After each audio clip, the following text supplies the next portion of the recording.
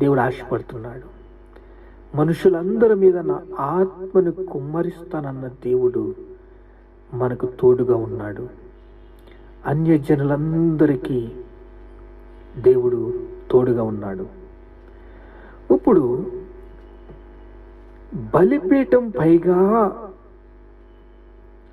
యెహోవా నిలిచి ఉండుట నేను చూచి తిని, నీ ప్రార్థన నేను వింటాను.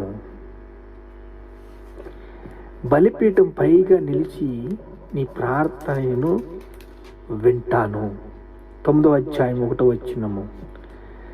యెహోవా బలిపీఠమునకు పైగా నిలిచి ఉండుట నిన్ను చూచి తిని, అప్పుడు నా ఆజ్ఞ ఇచ్చి ఇందేమనగా, గడపలు కదిలిపోవునట్లుగా నా పైకమ్మలు కొట్టి వారందరూ తల మీద వాటిని పడవేసి పగలగొట్టుము.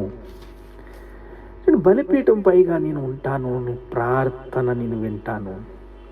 పడిపోయిన దావీదు గుడారాన్ని నువ్వు కడతావు. వాగ్దానం చేసిన దేవుడు నమ్మదగినవాడు. దేవుడు ఆజ్ఞ ఇచ్చాడు, నేను మీకు తోడుగా ఉన్నాను, గోడను బాగు చేస్తాను, పోయిన చోటునల్లా బాగు చేస్తాను అని దేవుడు మనకి చెప్పాడు.